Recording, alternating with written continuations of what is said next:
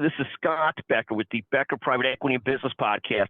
Here are 9 stories and concepts that we're following this morning and talking about this morning. First, the markets jumped yesterday at their best day in a couple months, but they look to give back a lot of those gains today.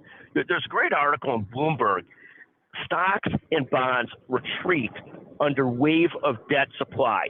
And this is concerning that sooner or later we're going to end up in a spot where the price for the country to sell its debt is going to get high because there's only so much demand for so much debt in the world. We'll see. But more and more companies, nations having trouble refinancing debt how they want to. Sooner or later it catches up to everybody. Second, Samsung profits dropped 35% this past quarter. Again, chip sales remain soft. Third, NVIDIA, bucking that trend, jumped another 6.43% yesterday after having a crazily good year yesterday. Fourth, Bitcoin jumps to $47,000. I didn't see this rebound coming. I sold out for tax losses a couple years ago. It is what it is. Fifth, President Trump promises that if elected, he'll have a trade war with China if he's elected.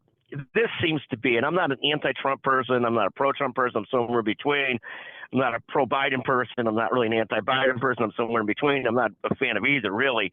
But this seems like a trade war in terms of finally getting inflation under control, finally getting a lot of things under control, and needing to sell our debt. Seems about the last thing in the world that our country needs, just my opinion. Sixth, American Airlines bucked the trends on airlines yesterday. It jumped 7% almost. Seventh, we did a separate podcast on this, the 3 keys to measure a leader. 1, results.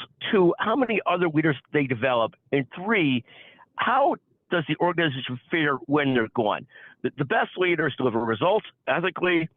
They build lots of other great leaders. That's one of the best ways to measure a leader. How many other leaders have they developed or worked with?